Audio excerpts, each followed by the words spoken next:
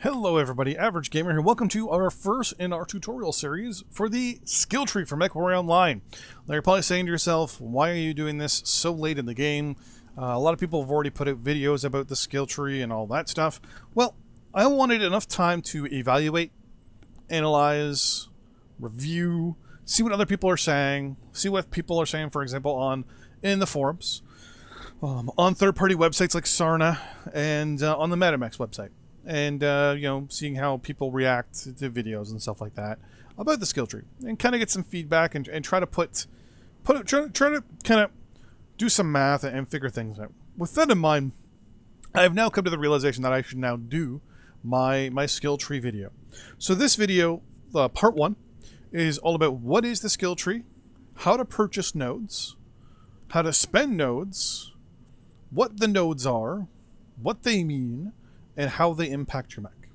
So firstly, we're actually going to use my Warhammer here as an example for the next little bit to purchase nodes on it and transfer XP and all sorts of stuff. And we're going to talk about all these things. So first things first, what is the skill tree? The skill tree is the ability to enhance your mech via these nodes, these little hexagons here, with different, we'll say enhancements. They can enhance your mechs with enhancements, yes. For example, they can increase your weapon range. They can increase your weapon velocity speed, so your PPCs, your missiles, your ballistics, your Gauss. Increases ECM range, increases sensor ranges. It gives you advanced zooms, seismics, better speed, better armor, better jump jets. Whole bunch of different stuff. Now, not everything can be bought. First things first, you can only have 91 of these active at any given time, but you can buy all 237 if you wish on a mech, if you want. But you can only have 91 active, so in my eyes, it's a waste. Now, when it comes to the nodes, there's a couple things you need to do, or a couple things you can do to, we'll say, first buy the nodes, because we want to, first thing first, right? You want to buy them to be able to use them. So, in the old system, we had things like speed tweak and fast fire and cool run and all that stuff, and we got a set of skill points for those, whether it be 1 all the way up to 91 if the mech was mastered. Depending on what level you had it at, you had an equivalent amount of skill points.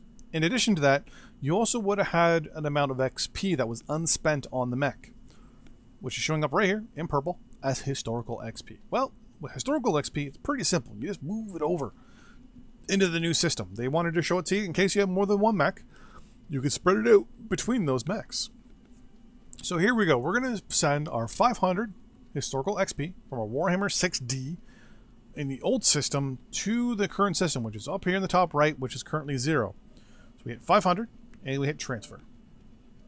It tells us, hey, just so you know, if you have more than one variant, this cannot be reversed, meaning that all the 500 is going to go to this mech and this mech only.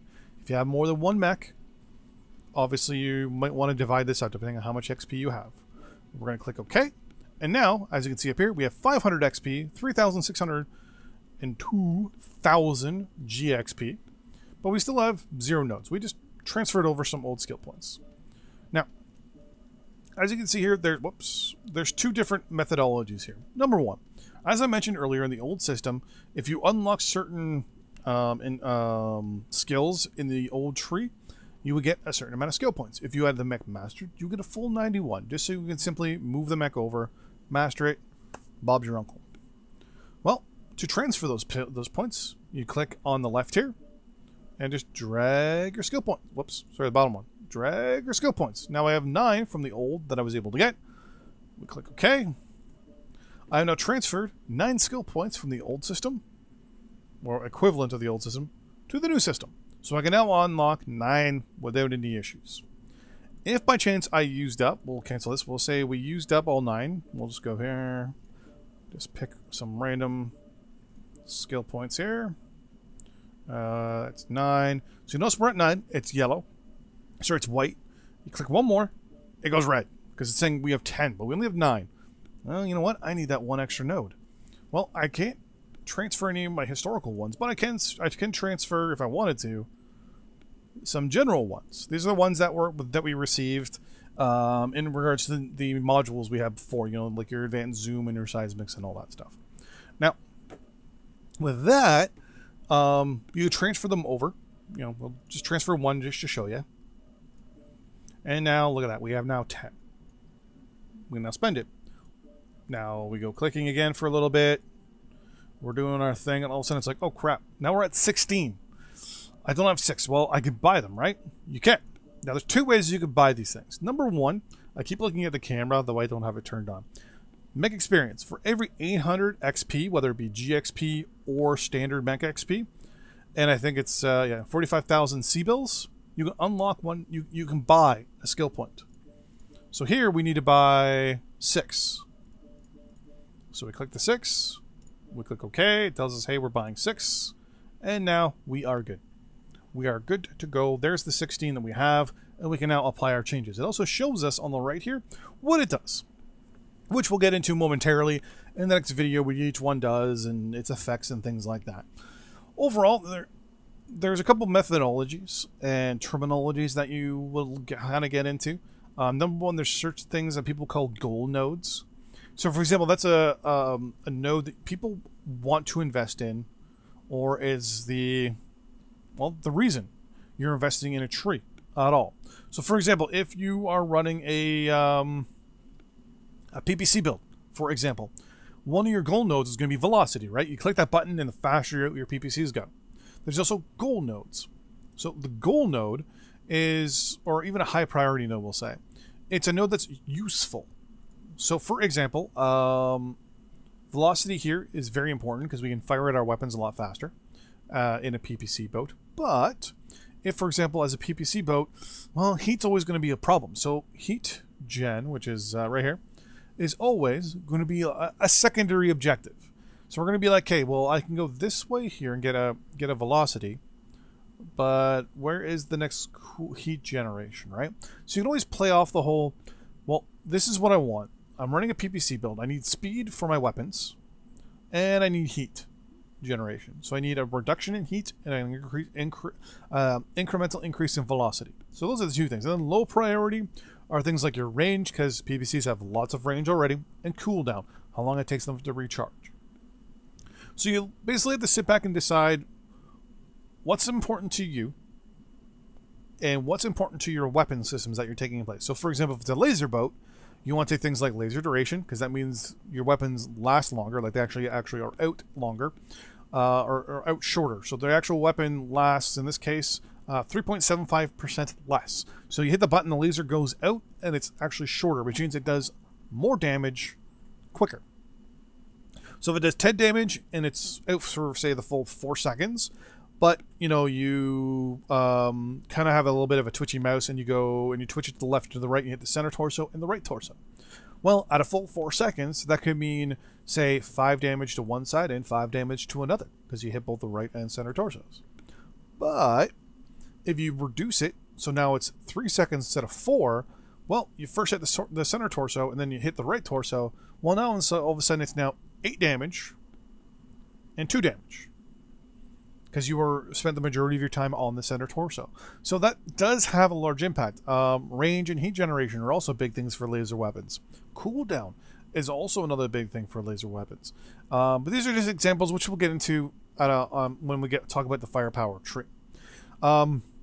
Low priority nodes are basically things that you look at them and go, they're just not that important. So as I said, cooldown, for example, for lasers, range and cooldown for PPCs, range for missiles, for LBXs and UAC boats. Range and heat generation are a big thing. Gauss, range is not important as well. Things like that. And last but not least is a junk node. This is a node that's completely relevant to your build. So for example, I'm running a complete energy build. I'm running dual large pulse, 4 or 5 medium pulse. To me, a junk node would be something like missile rack, high explosive, missile spread, UAC jam chance, Gauss range, LBX spread, Gauss charge, magazine capacity. Completely useless to me. I don't need them. Some people have also kind of come up with kind of different build terminology as well. So you have things like the budget path, which basically grabs all the nodes with 0 quote-unquote junk nodes, and the goal with it is being the lowest total investment into the tree. It's basically you're trying to kind of skip and save on your nodes. Second one is the middle path, or I like to call it the economic path, where you try to still go for 0 junk nodes, basically nodes that are completely useless to you, but you're maximizing the high priority nodes with increasing the low priority nodes. So, for example, running a Gauss build, for example, I would try to minimize and maximize Gauss charge, which is right here, magazine capacity, which is right down here and right over here, and I think there's one down here. Nope, just those two. Trying to get as much cooldown and velocity also as I can get, but at the same time having to get the odd little range node. That's a low priority. Junk nodes, completely avoiding them, obviously. Like, I don't need LBX spread, things like that. Then last but not least is the all-in path. This is basically where you get all the goal nodes and all your high priority nodes.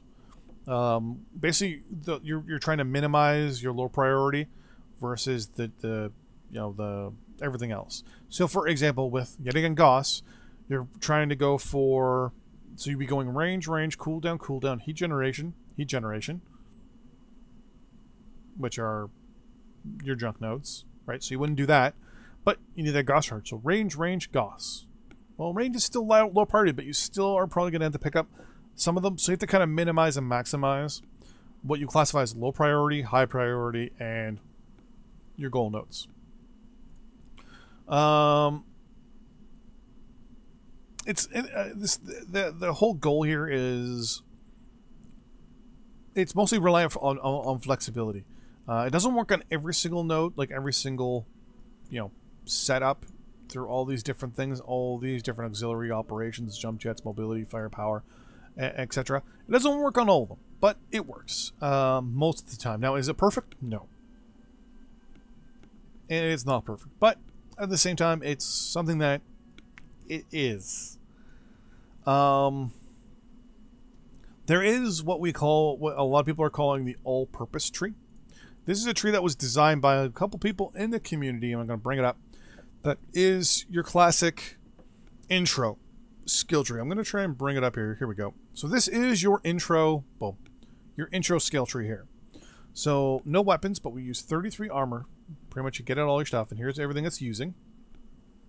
And this is a good way to kind of get used to the system, kind of feel how it is, and all that stuff.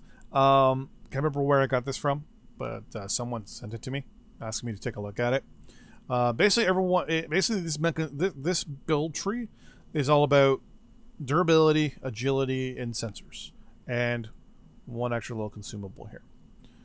Overall, it's a very good one. Very nice, very well-rounded. Mind you, as I've said, it has no trees here unlocked and firepower, things like that. But overall, it's a good rounded one for beginners. It's all about how to feel into it and all that stuff. It's not for everybody, I will 100% say. But nonetheless, there's only one part of a multiple part series. What we're going to do is we're actually going to go into each of the skill trees themselves over the next what, 6 or so episodes. Each episode will be specifically on one of the trees. So we're going to specifically talk about firepower tree. If you are a laser boat, what will be a good paths to take when it comes to the budget, middle, and all-in paths? How many nodes would you end up taking? What are your goals, your high priorities, and low priorities for a laser boat, for a PPC boat, missile boat, DACA build, Gauss, you name it. And we're going to go through all those and talk about them and look at a couple. For example, I'm going to throw this one up here right now. This one, I believe, is the skill tree for, I think this is the budget path for a Gauss build, which is 10 weapon structure for the firepower. You're going for range, Gauss charge, and you're getting cooldown and some ranges. So here you're getting some high priorities, which are your cooldowns. You're not picking up any velocities, but you are getting those 2 Gauss charges, which lets you charge your Gauss rifles longer. So just a little taste of what we're going to be talking about in the next episode. So until then, a lot of these episodes are going to try and keep quick, easy, and simple. Until next time, see you guys then. Bye-bye.